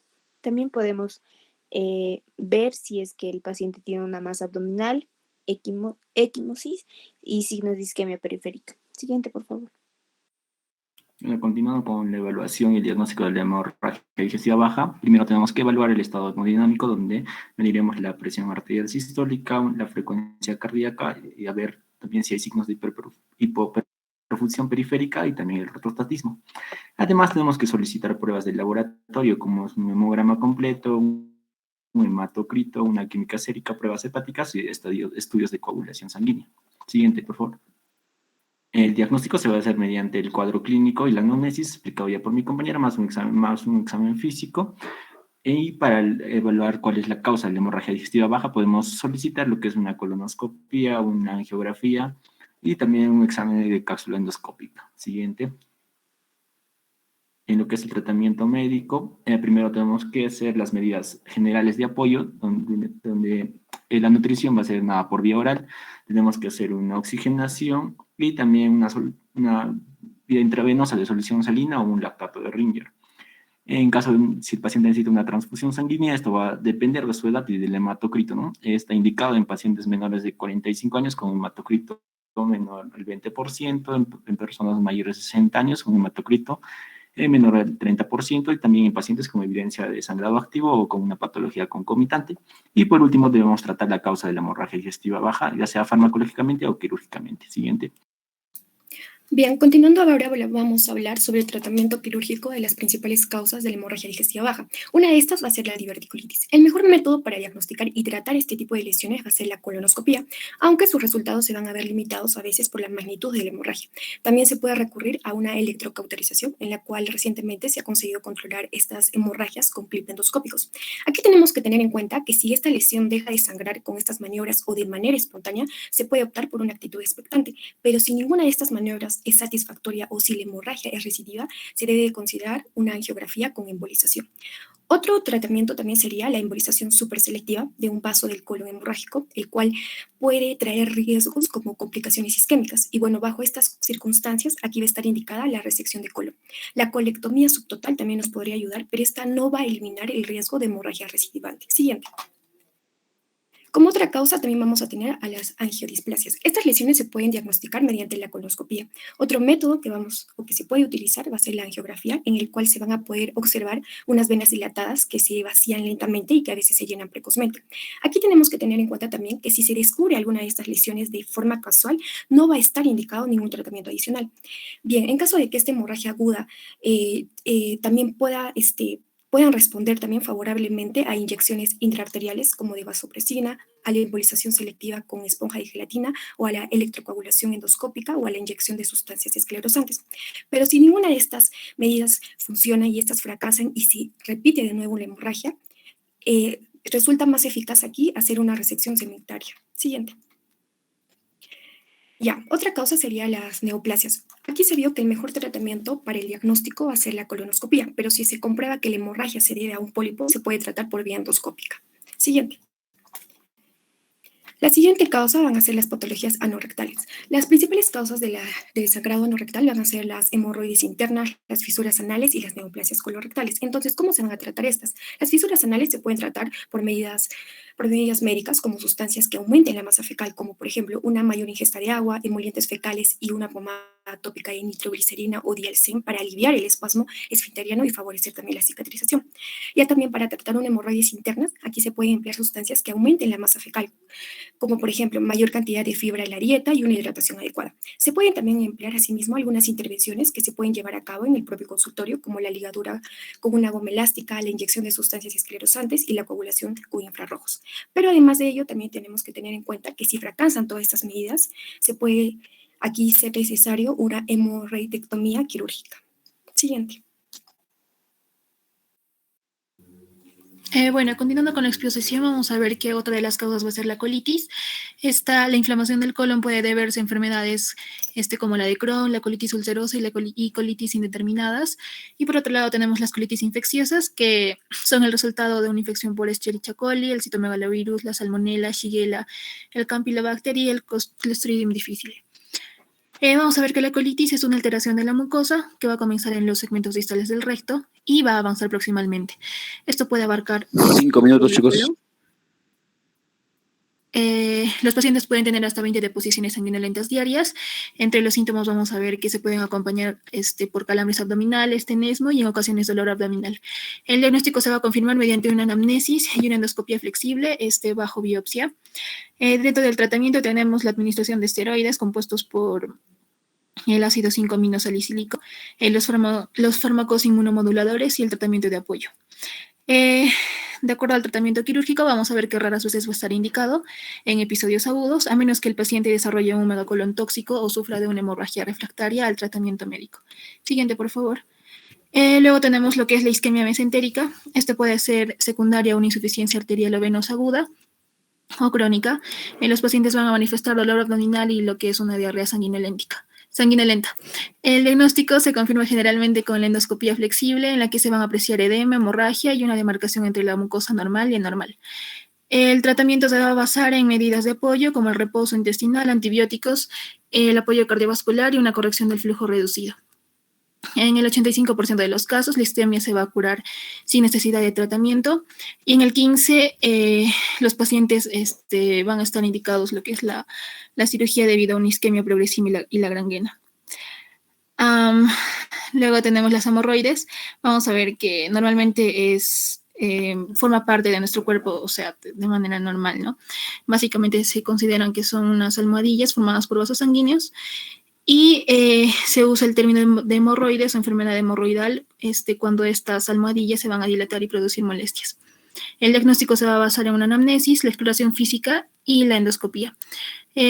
Vamos a tener dos tipos de tratamiento. El primero es el tratamiento conservador, con medidas sencillas como una mejor higiene, los cambios saludables de alimentación, suplementos con una medicación para mantener las heces blandas, formadas y regulares. Y por otro lado, la hemorroidectomía, que constituye la forma óptima para curar la enfermedad y debe plantearse en caso del paciente no responda satisfactoriamente al tratamiento conservador de forma reiterada. Siguiente, por favor. Eso sería todo, doctor. Gracias.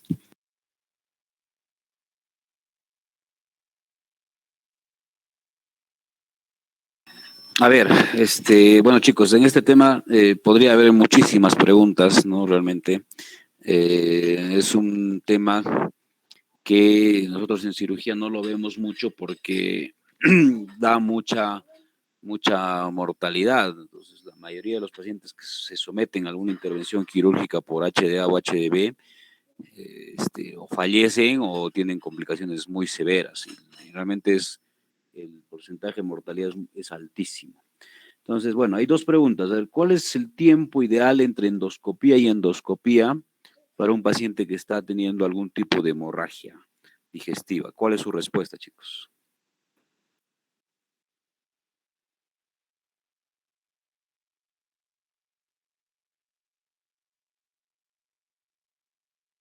Respuesta, chicos, ¿tienen?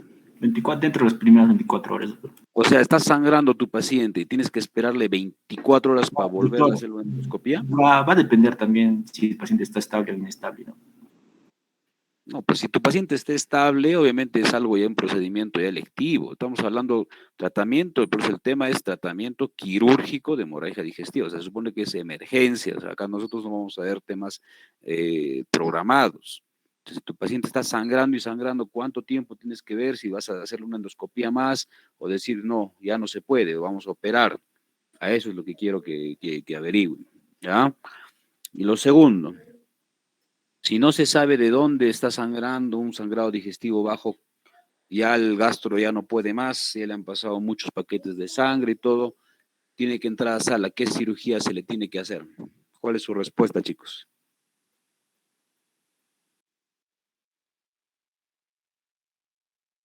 Doctor, lo que yo leí es que se le hacía lo que es una laparotomía o una enteroscopía intraoperatoria. No, enteroscopía es otra cosa, o sea, que tú entres con el endoscopio, pero si no sabes de dónde sangra, ¿qué haces? ¿No? O sea, ves que todo es sangre y hay puro coágulos y demás, por eso justamente el gastro ya no puede, ¿no? Dicen, no, ya no podemos más, no solucionamos, pasa a cirugía. Ya, pero en la cirugía, ¿qué vas a hacer? ¿Qué segmento vas a resecar o qué tipo de procedimiento vas a hacer? ¿Ya? ¿Una gastrostomía? ¿Una qué? La laparotomía exploratoria. No, la parotomía es lo general, o sea, tú abres, tienes que abrir, pero ¿qué haces? O sea, ese es el paso inicial, ¿ya? Entonces, a ver, busquen. No, estamos hablando de hemorragia digestiva baja, no, gastrectomía no tiene nada que ver acá, ¿no? Entonces hay que buscar qué tipo de procedimiento puedes hacer si ves que hay mucho sangrado bajo y no sabes de dónde sangra, ¿ya? Ok, vamos con el último grupo, pueden empezar. Ya, buenas tardes, profesor, compañeros todos. En esta oportunidad vamos a dar inicio a la ponencia tanto de los tipos y manejo actual de las heridas. Siguiente, por favor. Bueno, en cuanto a la definición, este va a ser considerado como una solución de continuidad en la cubierta cutánea en la que con frecuencia se produce en simultáneo diferida pérdida de sustancia por la acción de diversos agentes causantes físicos, químicos que pueden extenderse a los tejidos y órganos subyacentes. Siguiente. En cuanto a los tipos de heridas, tenemos el primer criterio, que es según la temporalidad. Este puede ser agudo, menor a 6 horas de evolución y son potencialmente estériles. El subagudo, mayor a 6 horas, pero menor a 5 días. Y el crónico, mayor a 5 días de evolución y se considera colonizada por bacterias. Siguiente. Bueno, en cuanto a los mecanismos de acción, tenemos por heridas por arma blanca, que van a ser instrumentos lesivos manejados manualmente, que van a atacar la superficie corporal, ya sea por un filo, punta o ambos a la vez. Por arma de fuego, las heridas van a ser causadas por proyectiles de arma de fuego, ocasionando lesiones potencialmente mortales. Por agentes químicos, van a ser poco tensas, pero profundas, y va a depender de la concentración del agente químico y de la cantidad del producto. Por agente térmico van a ser las lesiones locales por acción del calor originado por distintas fuentes, ya sea llama, agua, líquido caliente, vapor, y por mordedura, puede ser por humanos o mamíferos, y que por lo general, además del traumatismo tisular, se debe valorar el potencial riesgo de infección. Siguiente. Ya bueno, según la naturaleza causante de la lesión, vamos a tener lo que es cortante o incisa, que es ocasionada por un objeto cortante, y los bordes de la herida están limpios y definidos. También vamos a tener lo que son las quemaduras, que esta va a ser causada por el contacto de la piel con una fuente de calor, lo cual puede provenir de varias fuentes. También vamos a tener lo que es la punzante, que esta es producida por un objeto punzante como un clavo, y la gravedad de la herida va a depender de la profundidad y si se va a dañar nervio o vasos sanguíneos. La otra va a ser la atrición, que es el aplastamiento de un segmento corporal, habitualmente una extremidad. Y vamos a tener también lo que es la contusión, que es la fuerza de aplastamiento, genera muerte celular inmediata y daño del suministro de sangre subyacente al tejido. Siguiente, por favor. Ya, el desgarro es la ruptura del tejido blando del cuerpo y los bordes van a ser irregulares. También vamos a tener lo que es una laceración, donde la piel se desgarra y se abre y es de superficial a profunda. La siguiente es la abulsión, que es el arrancamiento o amputación, es la extirpación de un segmento corporal, como es el caso de la pérdida de la falange, como se puede ver en la imagen. La última es la abrasiva o erosiva, que son múltiples áreas sin epidermis, pero con conservación del resto de las capas de la piel. Siguiente, por favor. La clasificación según la profundidad habla de lo que es la escoriación. Esto es lo que abarca desde lo que es la epidermis y la dermis. Esto cicatriza de forma completa, sin dejar cicatriz. Eso se da básicamente por un desprendimiento de la piel, pero sin dañar la capa basal. La lesión superficial abarca de lo que es la epidermis a la hipodermis, pero lesionando lo que es la fascia superficial, ¿no? Esto está entre el tejido adiposo y lo que es el músculo. La profunda básicamente compromete lo que es la epidermis a lo que es las zonas musculares, lesionando grandes vasos sanguíneos, así como nervios de gran calibre. Alcanza lo que es la fascia profunda, más no la fascia profunda subserosa, ¿no? Esto atraviesa lo que es el tejido subcutáneo. En lo que es la lesión penetrante, abarca de lo que es la epidermis a fascia profunda subserosa. Estos básicamente cubren aquellas paredes internas musculoesqueléticas, de tal manera que comunican lo que es el medio externo. Esas lesiones comunican lo que es el medio externo con alguna cavidad corporal. Esto, dependiendo, digamos, de la zona afectada, va a generar lo que es una herida penetrante abdominal o puede ser una herida penetrante torácica o craneal. En lo que es las heridas perforantes, son aquellas que abarcan desde lo que es la epidermis hasta la víscera contenida dentro de una cavidad perforándola. Penetra dentro de lo que es la cavidad orgánica y lesiona lo que son vísceras huecas, ¿no? Esto hace referencia a lo que son heridas abdominales cervicales o por armas blancas, ¿no? Y lo que es la lesiones por empalamiento genera lo que es generado por un objeto inciso punzante y queda atrapado básicamente lo que es en el organismo. Eso pueden o no atravesar lo que son las cavidades y son básicamente causados por lo que son accidentes de tránsito. Vamos a tener otra clasificación que va a ser según el grado de contaminación, donde vamos a tener de 4 clases. La clase 1 va a ser la limpia, donde vamos a tener una herida desinfectada con ausencia de inflamación. El resto de desarrollar una infección va a ser de 2% y más por bacterias gram positivas, no va a requerir una profilaxis antibiótica. Y vemos en las imágenes ejemplos, se puede dar incisiones, ¿no?, en reparaciones de hernias o en la parotomía exploratoria, en casos de mastectomías, entre otros. La clase 2, la limpia o la contaminada, herida desinfectada y ausencia de inflamación. Aquí ya se accede de manera intencional al tracto respiratorio, gastrointestinal, incluso el genitourinario. El riesgo de desarrollar una infección va a ser entre el 5 al 15% por microorganismos endógenos del paciente y va a requerir una profilaxis antibiótica. Tenemos eso en casos de histerectomías, lobectomías pulmonares. Siguiente, por favor. Tenemos la clase 3, que es la contaminada. Aquí ya vamos a tener una herida abierta, pero de menos de 6 horas, y accidental y no va a presentar una infección aguda. Se va a dar en incisiones con inflamación aguda no purulenta, por interrupciones de la técnica estéril o derrames del tracto gastrointestinal. El riesgo de desarrollar una infección va a ser del 15% por microorganismos endógenos y exógenos, y sí se va a necesitar una profilaxis antibiótica porque al cabo de 6 horas sí o sí va a ocurrir una infección. Esto vamos a tener en casos de apendicectomías, ¿no? Masaje cardíaco abierto, entre otros. La clase 4, la sucia y la contaminada, ya es una herida mayor a 6 horas con un tejido desvitalizado y una inflamación purulenta. Se da ya en lugares donde ya había una infección clínica o en casos de vísceras perforadas. El riesgo de desarrollar una infección va a ser más del 30% por microorganismos atípicos o patógenos, y aquí ya no se requiere una profilaxis antibiótica, ¿no? Aquí ya necesitamos el tratamiento antibiótico en sí.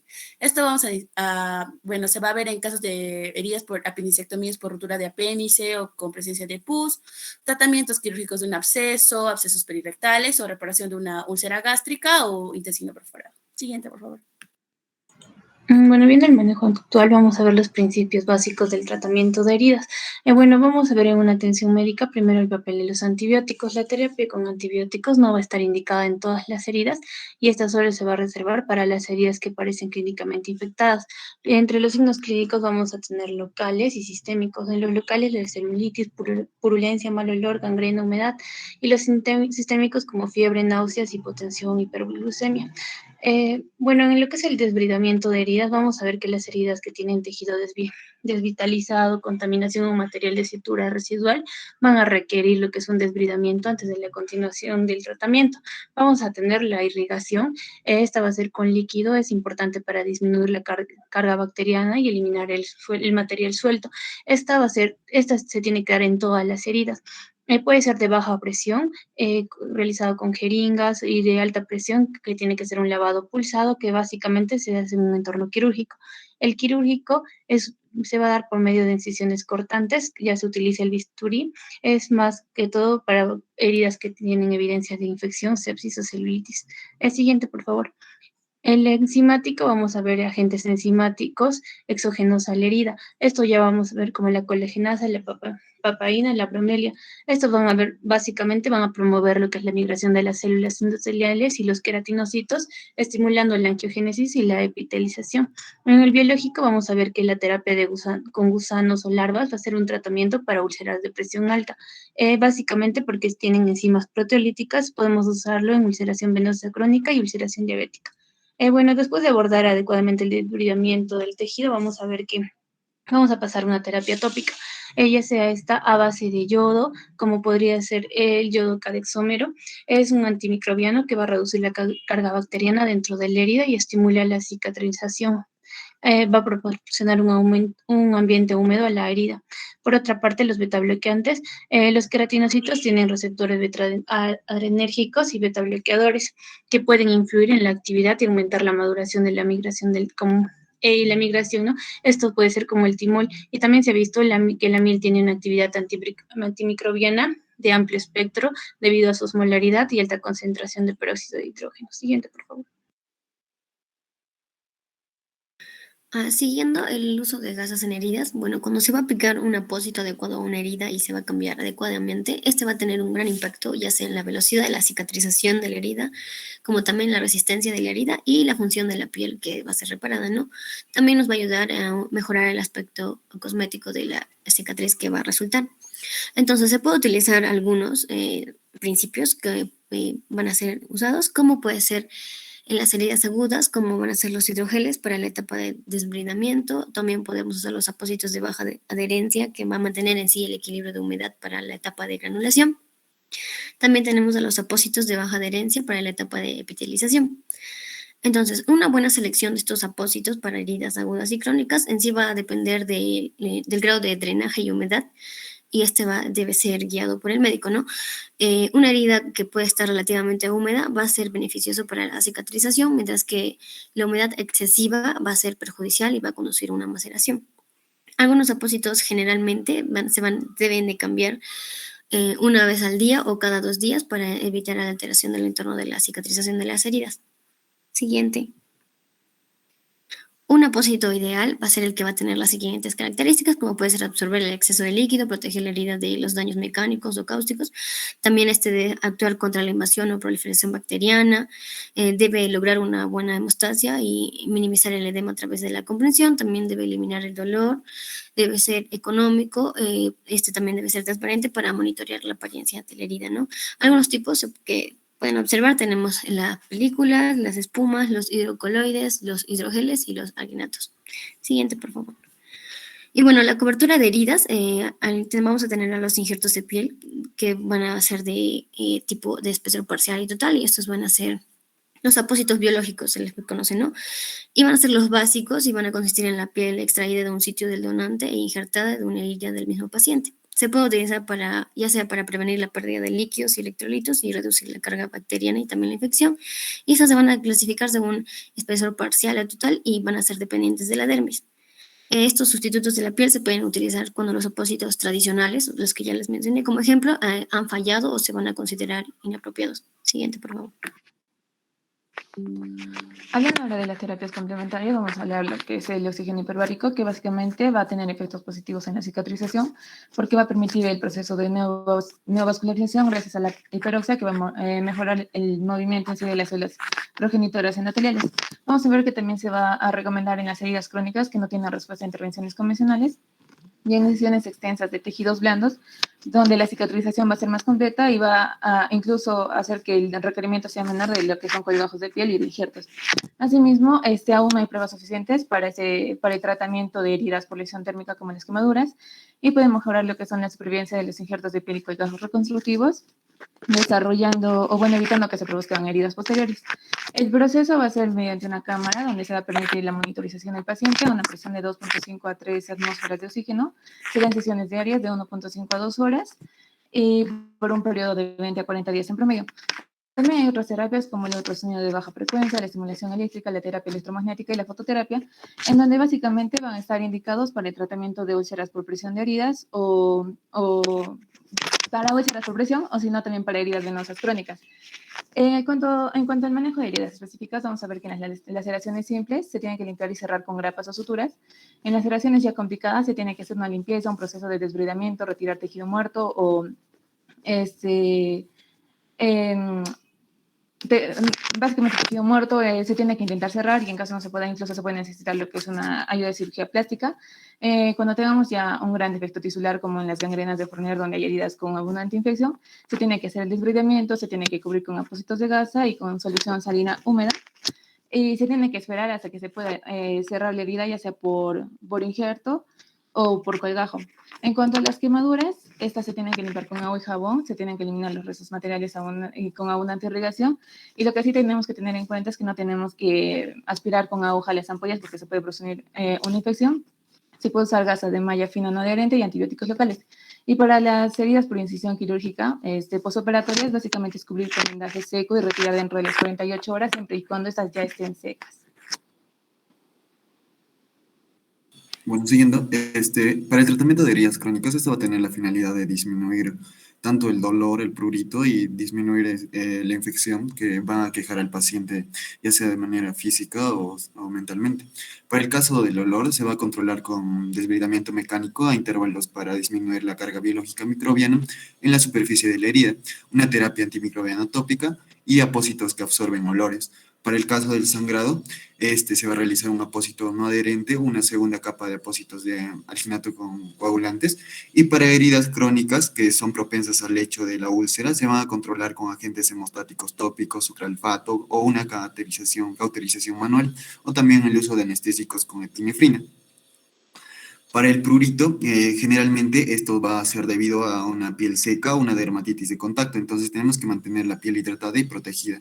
Y si se puede utilizar cremas tópicas como corticoides, esto es demasiado, ¿no? El prurito. Siguiente.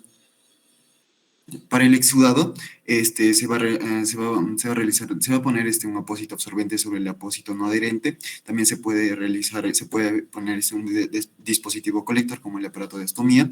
Esto con la finalidad de reducir la maceración alrededor de la herida y así adaptando la ubicación de la anatomía específica y la profundidad de la herida, ¿no?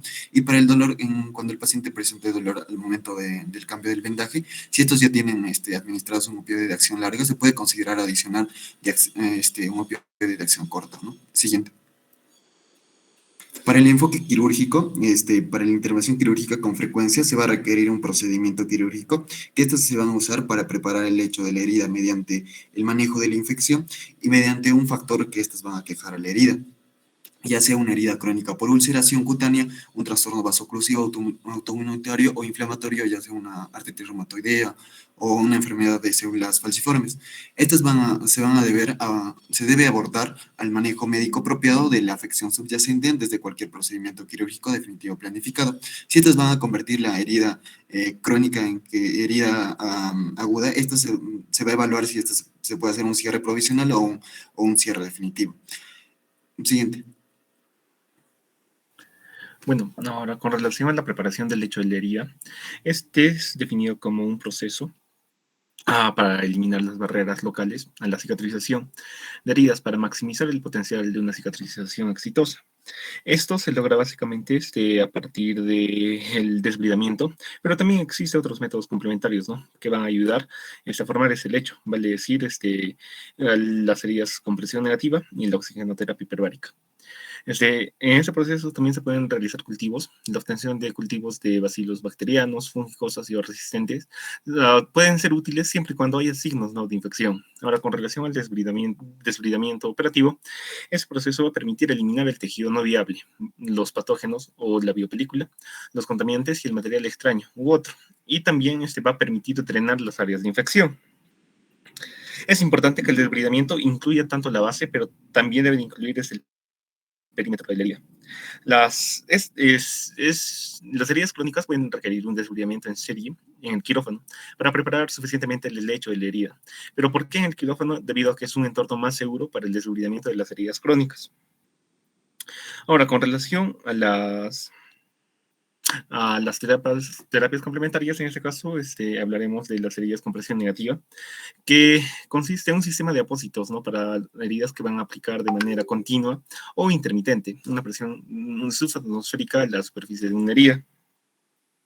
Para ello, esta técnica puede mejorar la cicatrización de algunos tipos de heridas u ulceraciones crónicas, siempre y cuando estas estén bien vascularizadas. Por ende, es necesario someter a los pacientes a pruebas vasculares no invasivas para confirmar si existe una adecuada perfusión o no, previo a realizar este procedimiento. Y con relación a la oxigenoterapia hiperbárica, es considerada como una alternativa, un complemento del cuidado de heridas en el tratamiento de una herida crónica. En heridas, puede tener un efecto, bueno, se utilizan aquellas heridas por efecto tardío de la radioterapia para el tratamiento del cáncer. Y también existen algunos estudios, ¿no?, que pueden utilizar ese método para el tratamiento de heridas a causa de pie diabético. Siguiente, por favor. Bueno, para el manejo específico de las heridas crónicas vamos a tener en lo que respecta a las heridas por el pie diabético. Como sabemos, estas heridas son propensas a infecciones tanto bacterianas, fúngicas como virales. El tratamiento de estas heridas es básicamente el desbridamiento quirúrgico o una incisión y drenaje, ¿no? Y con una antibiótico-terapia empírica previa a esta, ¿no? Y una vez que se tengan los resultados, poder especializar poder especificar más la terapia en los pacientes, ¿no? En caso de que se presente una osteomelitis, vamos a considerar el tratamiento que puede ser prolongado, ¿no? Y antes del desbridamiento quirúrgico también se podría considerar el tratamiento con presión negativa, ¿no? Entre los factores que van a retrasar el proceso de la cicatrización, vamos a ver entre la deformidad ósea subyacente, que como bien se sabe que en los pacientes diabéticos suele presentarse en lo que respecta al pie de Charcot. Estas que son deformidades óseas que van a producir una inestabilidad y que van a ejercer presión local o tensión de cizallamiento que van a retrasar en sí la cicatrización, ¿no? 5 minutos, chicos. Ya, para el correcto cierre de estas heridas vamos a ver que vamos a sugerir a los pacientes que se puede usar un calzado personalizado, ya sea por una órtesis de tobillo y de pie para poder reducir la recurrencia, ¿no? Siguiente, por favor. Bien, aquí tenemos otros procesos. Entre lo que respecta también las úlceras isquémicas y gangrenosas, vamos a tener tanto húmedas que van a presentar absceso y también las secas que no van a presentar celulitis, ¿no? Entre lo que respecta a las húmedas, primero hay que desbridar inmediatamente, independientemente si el paciente va a requerir o no de revascularización. Y una vez el apósito va a depender ya tanto del tamaño y el drenaje de la herida, ¿no? Y la revascularización se va a dar una vez que ya se haya dado el proceso de la curación, ¿no? La gangrena sin celulitis, en esta va a ser primero la revascularización a diferencia de la otra y se tiene que vendar ligeramente para evitando la presión para no generar isquemia y posteriormente la necrosis y la falla de la cicatrización, ¿no? En las heridas ortopédicas que van a ser crónicas, estas la mayoría son por causas traumáticas que van a tener una fractura, en la cual va a tener una cobertura debido a la gravedad y a la localización. Si va a tener una fijación interna, puede desarrollar una osteomelitis subyacente con también una biopelícula en el tornillo, ya sea una placa, una ancla o una sutura gruesa, ¿no? Hay que retirar los materiales afectados en caso de las anteriores. Y en la infección ósea en la osteomelitis se tiene que resecar el hueso ya infectado y el tratamiento, ya sea agudo o crónico, el tratamiento va a ser aproximadamente de 6 semanas y después hay que hacer un cultivo de control, ¿no? Siguiente, por favor. Entre las heridas abdominales vamos a ver que estas pueden ser por discencia parcial o completa de la fascia, que pueden causar una evisceración, y esta se deja intencionalmente abierta, que se va a cerrar por segunda intención. Si hay una herida pequeña y la fascia está intacta, hay que tener cuidado y hay que drenar la herida. Si la herida está limpia, puede también aplicarse lo que es la terapia por presión negativa, que también puede ayudar, y si las heridas son grandes, si tiene drenaje o necrosis, puede también optarse por el desbridamiento quirúrgico. Siguiente, por favor. Entre la lesión de la piel y los tejidos blandos, vamos a ver que por presión crónica y la isquemia va a perder la piel, va a perder la va a presentarse en la piel, ¿no? Entre los pacientes que están postrados o en silla de ruedas van a tener principalmente las heridas sacras, isquiáticas, trochanterias e incluso las úlceras del talón. Y el tratamiento va a depender del estadio de los pacientes, ¿no? Entre las úlceras por estasis venosa, prácticamente por la congestión venosa, el tratamiento va a ser cuidado local de la herida y la terapia por compresión, ¿no? Y si se va a aplicar el injerto si es que no va a presentar la cicatrización en 12 semanas posteriores a la intervención quirúrgica. También tenemos lo que son las reparaciones de las laceraciones con suturas. Tenemos indicaciones y contraindicaciones. En las indicaciones tenemos que las suturas apropiadas para el cierre primario de las laceraciones de la piel se van a extender a través de la dermis y esto es probable que cause un exceso de secretación de los bordes de la herida, no están adecuadamente puestos. En las contraindicaciones, estas van a ser las que van a aumentar significativamente el riesgo a la infección de la herida. Tenemos a las laceraciones a través de piel infectada, heridas punzantes profundas y laceraciones que han sido contaminadas gravemente con desechos extraños que no se pueden eliminar por completo, por irrigación y por desbridamiento al lado de la cama. Siguiente, por favor. Bueno, tenemos el control del dolor, que esta va a estar conformada por una anestesia local o regional, que puede ser una opción con la duración del procedimiento, y esta va a depender de factores como la duración del procedimiento, necesidad de hemostasia, sensibilidad del paciente a lo que va a ser las catecolaminas y también la alergia. Otro punto puede ser las intervenciones no farmacológicas que van a ser conductuales. Esto se va a aplicar en casos de niños ansiosos, que va a ayudar a aliviar lo que va a ser la ansiedad y puede evitar la necesidad de sedación para procedimientos.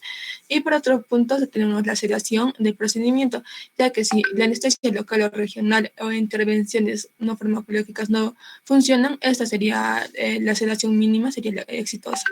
Ahora, hablando de la selección de suturas, te vamos a ver en el cuadrito que va a depender del material de sutura, el tamaño según la ubicación de la herida y para el cierre de las laceraciones térmicas e intraorales. En este vamos a tener las suturas absorbibles y las no absorbibles. Las absorbibles van a estar hechas de colágeno natural del mamífero, de polímeros sintéticos que se va a descomponer en el cuerpo, a cambio de las no reabsorbidas, que estas se tienen que retirar después de su colocación, ¿no? Y vamos a ver que va a depender de cada sitio. Ya, en cuanto a las profilaxis antitetánicas, bueno, la profilaxis antitetánica adecuada debe administrarse lo antes posible después de una herida, pero debe administrarse incluso en pacientes que se presentan tarde para recibir la atención médica. Eso se debe a que el periodo de incubación es bastante variable. Puede ir de 3 días hasta 21 días. Para los pacientes que han sido vacunados contra el tétano anteriormente, pero que no están al día, es probable que haya pocos beneficios al administrar la inmunoglobulina humana contra el tétano, más de una semana después de la lesión. Sin embargo, para los pacientes que se cree que no están completamente vacunados, se debe administrar inmunoglobulina antitetánica humana hasta 21 días después de la lesión. En cuanto al retiro de las suturas, el momento de la remoción de la sutura no absorbible varía según el sitio anatómico, de acuerdo con la tasa de curación esperada. En la cara es de 5 días, en los párpados también es de 5 días, 3 días para heridas de baja tensión y hasta 7 días para heridas de alta tensión. En el cuello es de 5 días, en el cuero cabelludo de 7 a 10 días, en el tronco y extremidades superiores de 7 días y extremidades inferiores de 8 a 10 días y dedos, palma y suela suele ser de 10 a 14 días. Esto sería todo, gracias. Ok, a ver chicos, a ver, 2 preguntas puntuales. ¿Cómo tratan una herida en cara, una mordedura en cara, ¿no? Hecha por un humano? ¿Cuál es el manejo completo que le darían ustedes? ¿Cuál es su respuesta?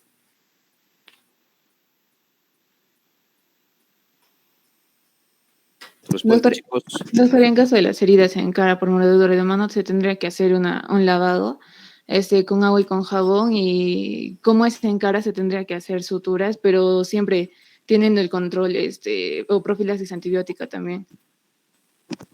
No, pues, pero ¿qué más? O sea, es muy general, hay un manejo más especial, ¿qué tienes que hacer ahí? Algo más se tiene que hacer, no es una herida normal, y peor si es hecha por un humano, hay que tener un cuidado más especial, ¿ya? Eso tienen que saberlo, hay que buscarlo, ¿ya? Y la otra es, ¿cuándo hacen una escarectomía en un paciente que tiene úlceras por presión? ¿Cuál es la indicación y cómo lo hacen? ¿Cómo se maneja ese tipo de heridas? ¿Cuál es su respuesta, chicos? Doctor, en ese caso se tendría que hacer un lavado constantemente y no cerrar la herida, sino que manejarlo por presión hasta que podamos ver que la herida está evolucionando de manera favorable y encontremos la manera de cerrarlo con colgajo o con colgajo de piel, exactamente. Ya, mira, no, una escara por presión, sobre todo en el área lumbar, sacra, tú tienes que tener indicaciones cuándo vas a hacer esa escarectomía, o sea, retirar esa área de necrosis. Y el tipo de piel, el tipo de herida que te va a quedar también tiene un manejo diferente, ¿ya? Por eso esa era la pregunta, quería que me respondan. Busquen, revisen bien para ver, para que completen todo lo que estamos conversando. Ya. Bueno, a ver chicos, estamos terminando la parte de los seminarios, del primer seminario, entonces hasta acá es la primera unidad, ¿ya? Entonces, lo que estaba conversando con Diego